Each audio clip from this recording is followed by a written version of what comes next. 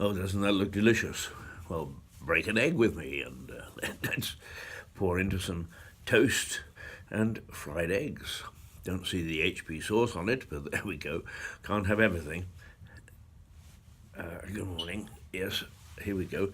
It's sometimes the technology defeats me from time to time, but I think that we're on top of it just for a little while this morning. Just a postscript to the weekend when the nation poured out its heart to remember the soldiers and, for that matter, civilians of World War One who died. And the figures are astonishing. On the Allied side, there were 6 million military deaths, 4 million Axis deaths. That was they call it then. But anyway, those who fought on the German side. But they figure that with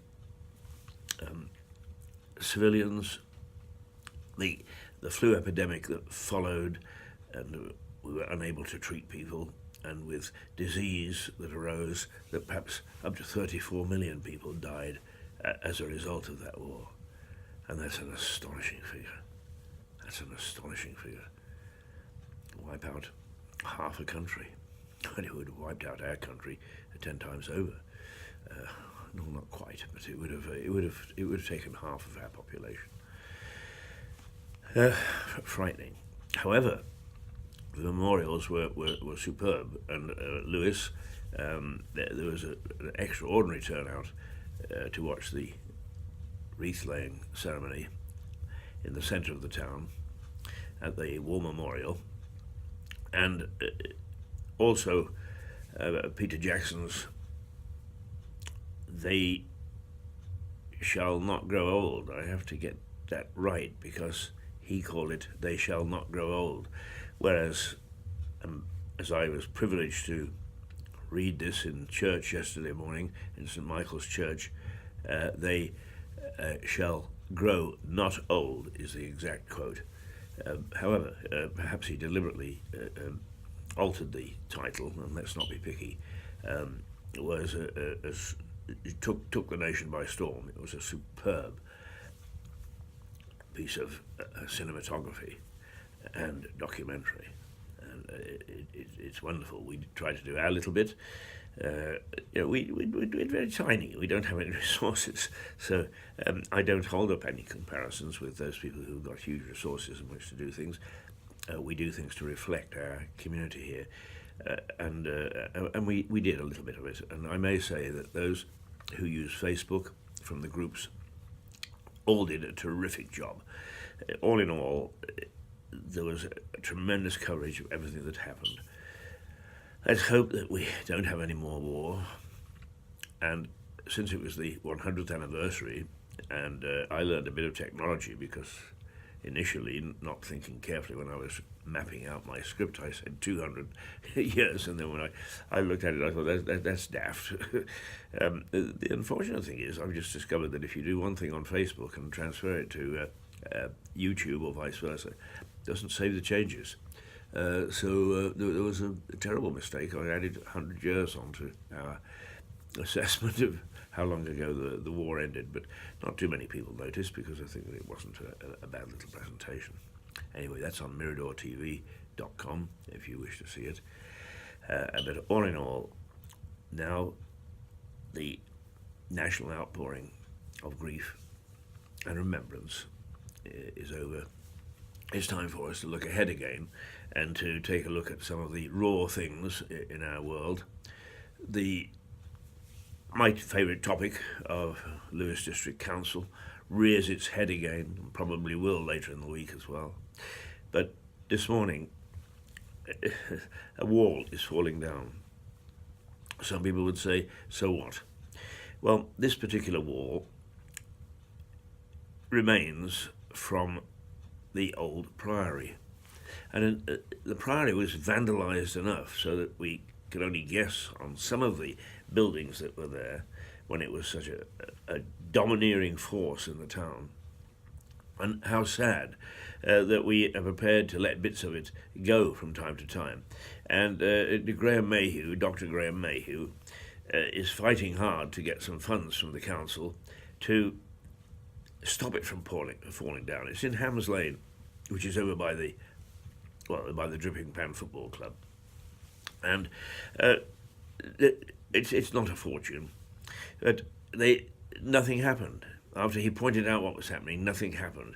Oh, how unusual! Nothing happened. But now we've got the usual stuff. Is well, we're having a look at it, and we've got an assessment, and we'll see how much the damage is, and so on and so forth. And months have gone by, and walls that are falling down don't stop falling down just because you're going to have an assessment, and because a council, as usual, doesn't manage to get its act together. It's funny, isn't it? It doesn't matter which part of the town or area that we're looking at, because it is Lewes District. They seem to get things wrong. It is just amazing. I reviewed over the weekend some of the things that I've had a go at the council. I thought, am I overdoing it? Well, no, because they're underdoing it. I mean, it doesn't seem to matter what on earth they do. They just simply don't get things right. And here we are with a bit of history. And I say a bit of history because this is our basic history. This goes back to 1080.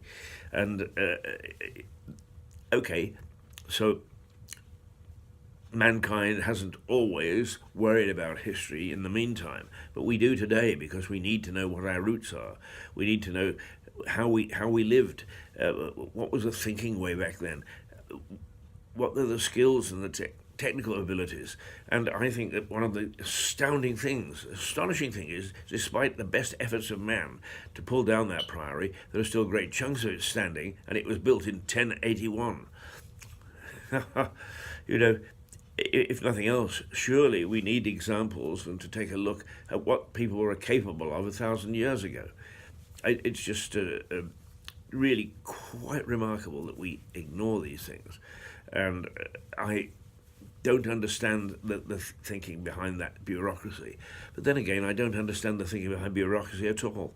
I think what's happened is that institutions have got to the point where they believe that they exist for themselves, and they've forgotten what their purpose is. The purpose of a council is to look after its people in a given area. Look after its people. And it doesn't seem to be doing that in any particular activity.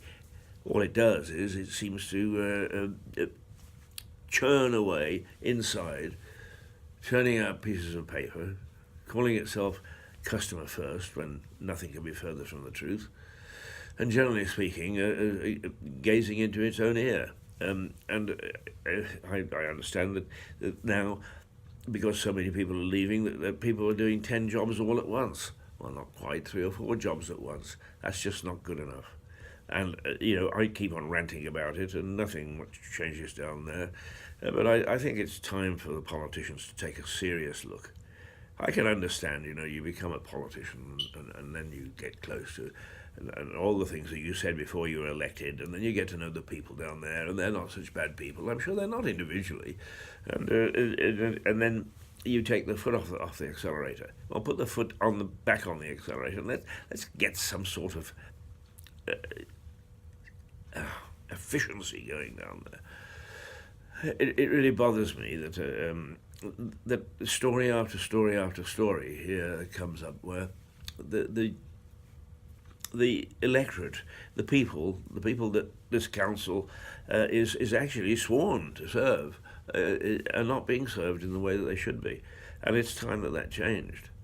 And you can only do that by changing it at the top.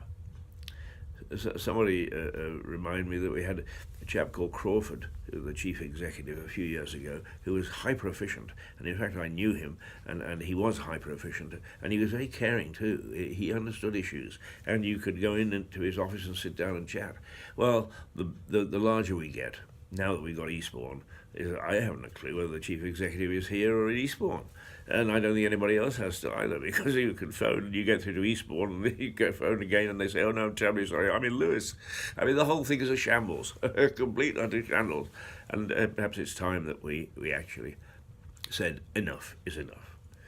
It's not impossible to go through a divorce. It's not impossible to bring Lewis back to Lewis and Eastbourne to Eastbourne. I know the thinking is at the moment is it saves money to have it bigger. No, it doesn't. Because basically what's happening is that the area is falling to pieces. And that's, in the long run, it's going to cost us. So let's do something. If not a divorce, let's find a way to make what we've got at the moment, and that's Eastbourne and Lewis District.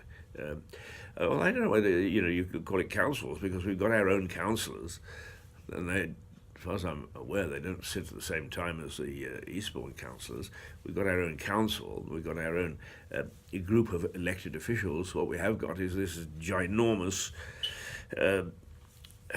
motor car underneath that just ceases to function. The people who are supposed to get things done when policies are set. Okay, if that's the way it's going to be, that's the way it's going to be. Anyway, perhaps I can say to myself, customer first, and have a little giggle this morning. I'm going to say toodle pip now. We're going to start to just cut down a little bit on this morning rant. It's 50, goes for 15 minutes at the moment. I've done 12. It's a bit long for A, this time of the morning, and B, this form, because people who check into the web as opposed to switch on a television set don't have quite the time, and they tend to look at things for shorter periods of time. So rather than ramble on and fill a 15-minute gap, we'll try to cut it down to 10 minutes to begin with, and then maybe we'll actually cut it down even further to 5 and focus on one thing every day. So, until tomorrow, toodle pip, ta-ra!